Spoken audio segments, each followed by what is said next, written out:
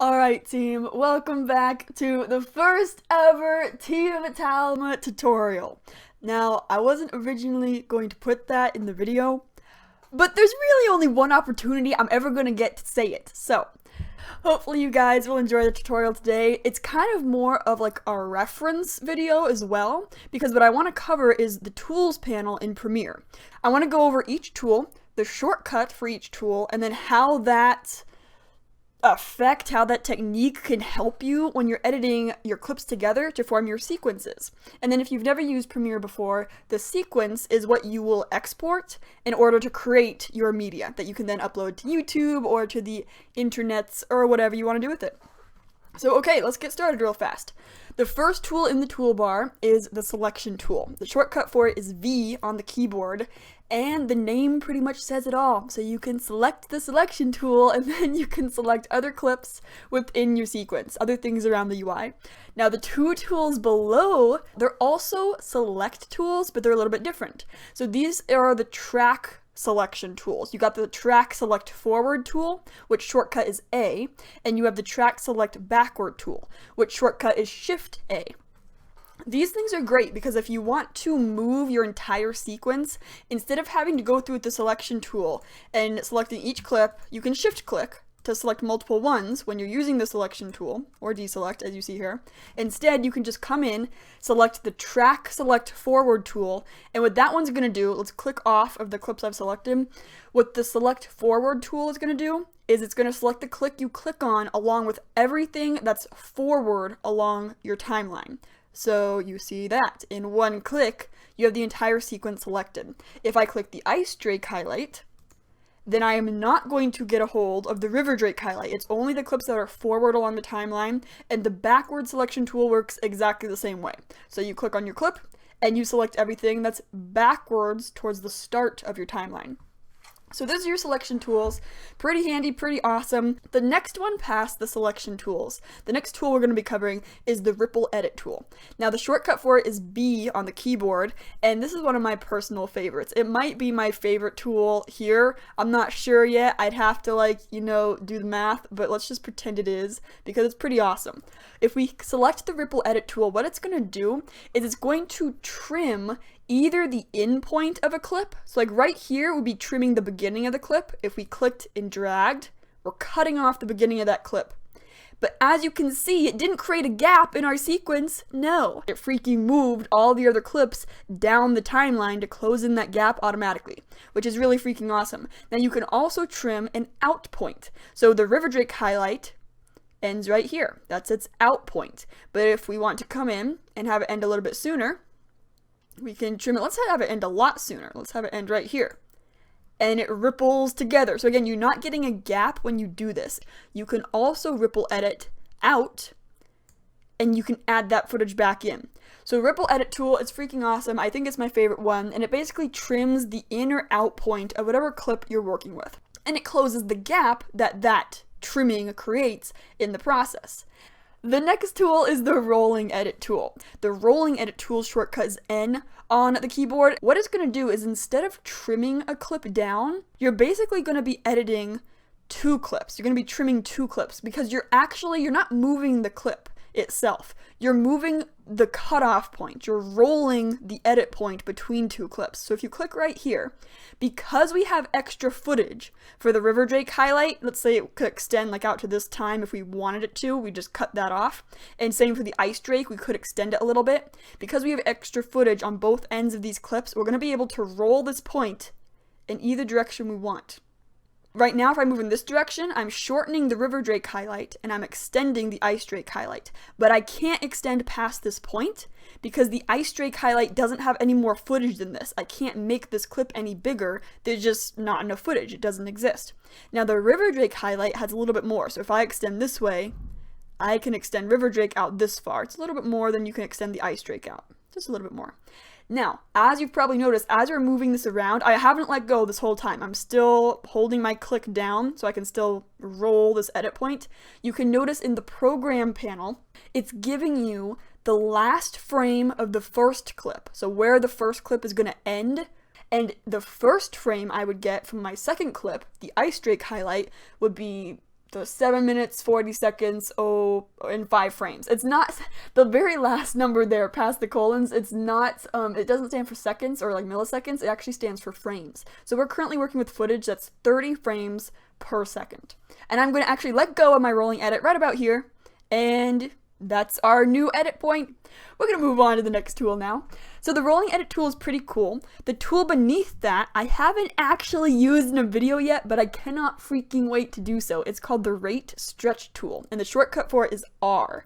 So what this is going to do is it's actually going to change the duration and the speed at which a clip plays. So it's going to allow you to speed up your clip or slow down your clip. So if we wanted to speed it up, we would have to drag in.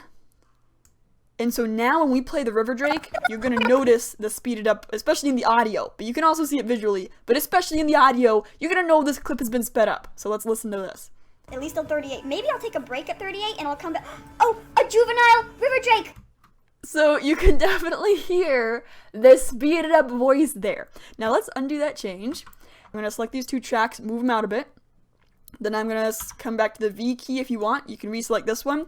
R key back to the rate stretch tool, and I'm going to drag this guy out, this clip out, this guy, so that we can hear the slowed down version. So if you come over here, and now we're going to play it one more time. Get 38 and I'll come back. Oh, a juvenile River Drake. Oh! So there you go. We freaking heard both versions. That's what the rate stretch tool can do for you. Moving on from the rate stretch tool, we're going to go down to the razor tool. So this is basically the cut tool in Premiere. It's very useful. I'll just show you really quickly. The shortcut for it is C on the keyboard. You come into your timeline, you just make a cut. If you want, if you have your snap on, you can cut right on your playhead here. So you can cut right on that. If you have your snap on, I do. So you can move that around, make a cut right there. If you had set in and out points, which I don't really want to do right now, but if we had, you could also cut on the in and out points. I'm going to undo those unnecessary cuts, but I'll keep this one. Let's make one more, just to show what the razor tool is good for. Because if you just wanted to trim the beginning or the ending of a clip, I would highly suggest using the ripple edit tool because it's going to have that ripple effect, which basically just saves you an extra step or 2 in Premiere in your workflow. But the razor tool can help you cut out a moment you don't want in your sequence that's in the middle of your clip. It does definitely have its usage. It's a very commonly used tool. I would just say use the ripple edit tool when you can. So we're going to cut this moment out. We're going to right click and ripple delete. So if you're going to use the razor tool, I would suggest right clicking and ripple deleting, because that will, again, it'll have that ripple effect, it'll move in and close that gap for you. If you didn't do that, and you selected this and oh, don't do that. V key for selection, you selected this clip that we've cut out, and you hit delete on your keyboard, now we have that big nasty gap, and it's going to take us a 3rd step to click on that gap, right click and hit ripple delete. So it's up to you guys. It's up to you guys what you do. Use the ripple edit tool when you can. Use the cut tool when it's necessary. C is the keyboard shortcut for that guy. The next tool down the list, we're getting to the nitty gritty here. We have the slip tool. The keyboard shortcut for that is Y. The slip tool can be very useful. What the slip tool does is it allows you to select a clip. So I'm going to hit Y to select the slip tool. We can go inside of a clip and we can drag it one way, either forward in time, or we can drag it backwards in time. We dragged the clip all the way to the start. You can tell we're at the start, and if you look up in your program monitor, the little frame that's showing on the left is at 0, 0, 0, 0. It's at the beginning of our River Drake highlight clip. If we dragged it all the way forward in time, it's the very end frame. Or you can leave it somewhere in the middle. And so you can see what effect this is having. Notice that in the sequence, in my timeline, it's changing nothing. It's not changing the duration of the sequence. It's not changing anything around the clip. It's only changing this clip itself. And technically what it's changing for this clip, within this clip, is the in and out points of the clip. So we're going to leave it about right here. So that's what the slip tool does. It lets you slip through the footage of a single clip until you find the right moment that you want in your sequence. The slide tool has a similar name, very different effect. So the slide tool shortcut is U. We're going to hit U real fast. Select that tool, and what slide is going to do is it's going to allow us to slide the clip within the sequence. So the clip itself is not changing. Its position within the sequence is what's changing. The slide tool actually affects the sequence and doesn't change the specifics of what the clip shows. It just affects where it is positioned in the sequence. So we have the slide tool selected, and we're going to slide this tool. Now you notice I can't slide very far this direction. That's because my ice drake highlight doesn't have enough footage to fill in the gap when I move it over here. So let's let go and see what happens. I've moved this clip backwards in the sequence, towards the start of the sequence. I've totally pulled out the ice drake highlight as far as it can go. I couldn't move it backwards anymore because the ice drake highlight doesn't have any more footage to show. If we undo that, that's back in the original position, so you can see what the slide tool is doing.